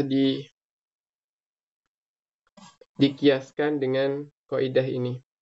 Pembahasan berkaitan dengan i'lal wal ibdal itu pembahasannya ada di nanti kitab, kalau kita bahas kitab Tasriful Izi, insyaallah di sana ada pembahasan lebih detail tentang pembahasan ini. Jadi kita sekarang adalah mustawanya untuk yang sahih saja, yang artinya fiil-fiil yang mudah. Misalkan kataba, maka tinggal dikiaskan kataba, kataba, katabu, katabat, katabata, katabna, katabta, katabtuma, katabtum, katabti, katabtuma, katabtunna, katabtu, katabna. Kalau misalkan saya menggunakan ana, misalkan ana berarti saya telah datang. Saya ingin mengatakan saya telah datang. Kata-kata telah datang ini menggunakan fi'il madhi. Maka kalau saya berarti menggunakan tu, menjadi dhahaba plus tu, menjadi dhahabtu. Afwan, telah datang. Saya telah pergi. Saya telah pergi berarti. Dhahabtu. Dhahabtu. Kemudian misalkan anti berarti dhahabti. Dhahabti anti. Untuk anti. Dhahabtu ana. Dhahabti anti. Begitu. Ini adalah untuk fi'il atau tasrifan untuk fi'il madhi. Contoh-contohnya ada semuanya di bagian tamrinat di halaman 29. Nah, kemudian ada tasrif fi'il mudhari', kita bahas insyaallah hari pertemuan depan. Kita biar tidak terlalu banyak pembahasannya. Nanti pertemuan depan kita akan membaca lebih banyak mungkin. Kemudian pertemuan atau mungkin sekitar 20 atau 30 halaman kita buat video, nanti tinggal dilihat untuk pengganti hari kemarin. Kemudian hari Jumat kita selesai dan khatam untuk halaman, mungkin di halaman sekitar 60-an ke belakang. Begitu. Jadi di sini ada amsilah, silakan dibaca 28, 29. Jadi ini tadi yang sudah saya sampaikan, pembahasannya adalah miftah ataukah kunci untuk bisa memasuki kitab ini dengan baik. Maka sisa yang tidak saya baca, itu silahkan dibaca untuk pemahaman dan juga hafal, untuk menghafal. Dan juga agar lebih kuat lagi pemahamannya. Insya Allah setelah ini saya kirimkan nanti contoh soal, ya pilihan ganda, silahkan nanti diisi sendiri soal-soalnya. Untuk latihan apa yang sudah saya sampaikan dari bab awal, babul kalam atau al-kalimah wal kalam, sampai kepada tasrif fi'il madhi. Ada pertanyaan?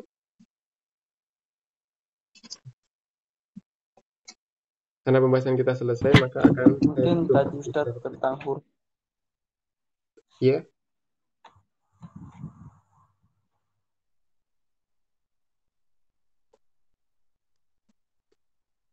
Apa Ustaz? Iya. Ada pertanyaan? Yang tadi kan tentang huruf itu harfun itu tidak mempunyai makna ya Ustaz? Harfun dia memiliki makna, tetapi bukan makna binafsiha. Artinya tidak dengan dirinya sendiri. Bentar. Harfun itu ada dua. Harfun itu ada dua. Imma dia adalah huruf mabani, ataukah dia huruf ma'ani. Huruf mabani, contohnya di dalam Al-Quran banyak alif, lam, mim. Jadi alif, ba, ta, sa, jim, ha, kha, da, za, ra, za, ilayya. Itu semuanya adalah namanya huruf mabani. Artinya, Allahu ta'ala a'lam bidzalik. Allah yang mengetahui maknanya. Seperti shad, ha, mim, dan lain-lainnya. Tapi kalau huruf ma'ani, artinya huruf tersebut itu memang diletakkan untuk makna. Akan tetapi makna itu bisa kita ketahui dengan baik apabila dia bersandar dengan kalimat yang lainnya. Contohnya, makna ba itu kan ada banyak. Kadang ba itu bermakna sebab. Ya, kadang bermakna dengan. Bagaimana kita tahu ba ini bermakna sebab kalau dia tidak bersandar dengan yang lainnya? Maknanya bi, misalkan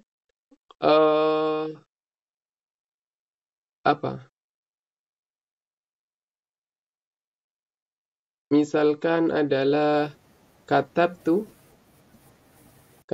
risalah bil qalam. Maka ba di sini baru dia memiliki makna. Baru dia maknanya muncul dengan jelas, itu adalah ketika dia ada kalimah yang ikut menempel. Kalau dengan sendiri begini, itu pun juga tidak dapat dipahami maknanya. Berbeda dengan qalamun. Maknanya adalah pena. Jelas pena. Tetapi ketika bi sendiri ataukah fi itu maknanya belum muncul dengan jelas ketika belum ada kalimah lainnya. Makanya dia disebut sebagai apa? Madalla ala ma'nan bi ghairihi la li dzatihi aw li nafsihi. Atau dengan kata lain ma la yadulu ala ma'nan bi nafsihi. Gitu.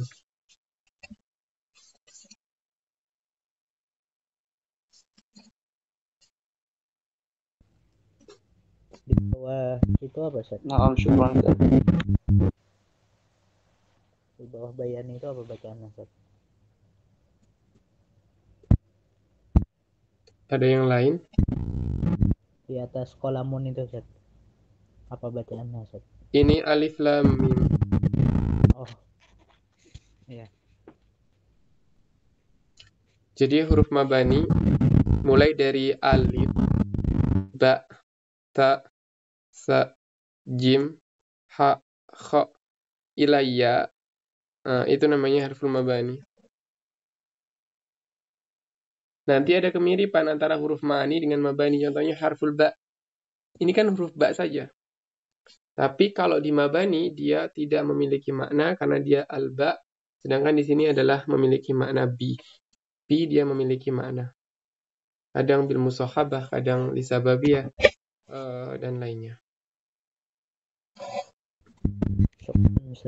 Maka itu bisa dicek di dalam Awamilul Mi'ah.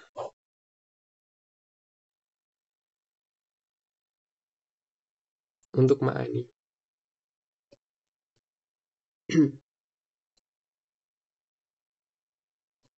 Oke, tamam. Ma'ziratan ya Syekh. Tafadhal. Misalnya kata-kata yang bukan asalnya itu bahasa Arab, Ustaz. Contohnya kayak nama kota Surabaya, Jakarta. Itu apakah masuk ke dalam kalimah? Dan kalau dia kalimah itu dia isim atau apa gitu, Ustaz? Iya. Syukron. Misalkan ada Jakarta. Dia termasuk isim alam. Isim alam dari apa? Dari kota, nama kota. Atau Madinah. Walaupun dia asalnya adalah bukan dari bahasa Arab, tapi karena dia isim alam, maka dia masuk ke dalam bahasa Arab. Sehingga dia akan dimasukkan ke dalam bahasa Arab. Contohnya adalah Ibrahim. Ibrahim itu bukan nama bahasa Arab, tetapi dia masuk ke dalam Al-Quran. Karena dia termasuk dari isim alam.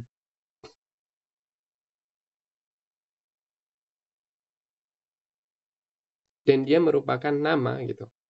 Merupakan nama. Sebagaimana tadi yang dimaksudkan oleh beliau adalah ismun itu alladhi yusamma biha al-insan. Ya'kulu kalimatin yusamma biha insan. Dan ini merupakan nama yang dipakai untuk manusia. Seorang nabi yaitu Nabi Ibrahim alaihi salam.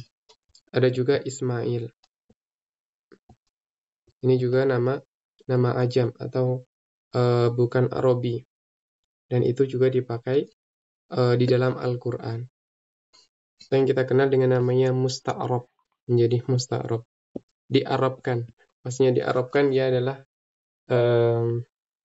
kalau di dalam bahasa Indonesia itu apa namanya? Contohnya kursi. Kursi itu bahasa Arab. Di Indonesia jadi kursi. Serapan. Kursiyun. Ya. Bahasa serapan. Ayo. Ya. Bisa jadi bahasa serapan. Kalau dia berupa kata kerja ataupun misalkan nama-nama benda-benda yang dia muncul belakangan. Jadi ada benda-benda yang dia munculnya belakangan. Itu biasanya dia tidak berubah dari nama aslinya, hanya diserap sedikit ke dalam bahasa Arab. Tapi kalau nama orang atau nama tempat itu dia ya sesuai dengan nama tempat, tidak diterjemahkan atau dirubah. Cukup dengan nama aslinya. Kalau dia merupakan nama, karena dia termasuk isim alam. baik dia alam Arabi ataukah alam Ajami. Begitu.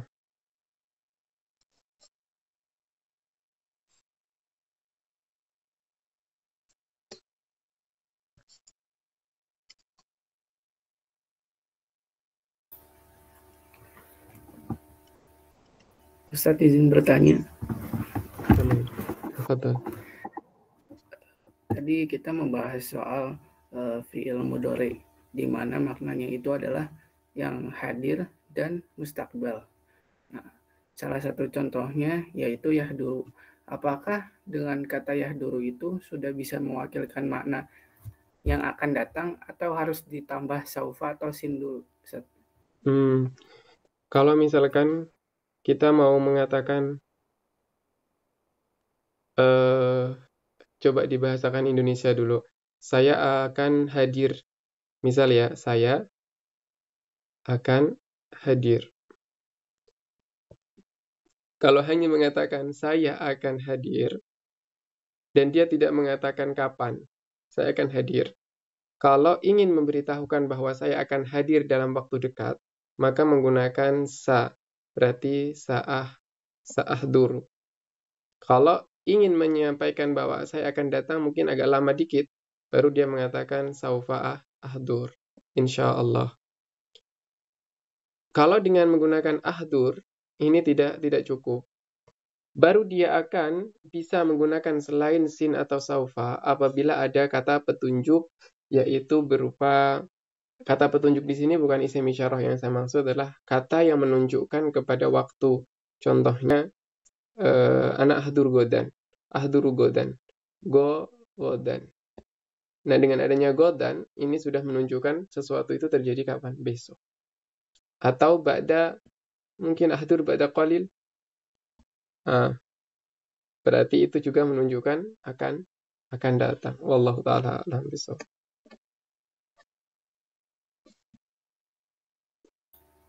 Syukran Ustaz. Afwan.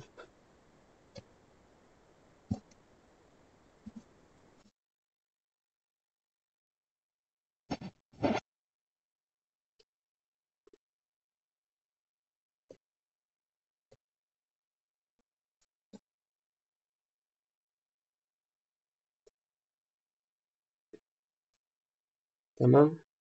Kalau tidak ada pertanyaan lagi, kita cukupkan dari kita pada hari ini sampai bab ini. Semoga bisa bermanfaat dan memudahkan kita untuk masuk ke dalam bab selanjutnya dan pertemuan selanjutnya insyaallah hari Jumat. Sebagai pengganti yang hari kemarin, mungkin nanti akan saya buatkan rekaman untuk bisa dicek agar hari Jumat kita bisa khatam Mabadi Durus Al-Arabiyah. Syukran katsiran ala ihtimamikum. Assalamualaikum warahmatullahi wabarakatuh. Waalaikumsalam. Waalaikumsalam. Jazakumullah khairan Ustaz.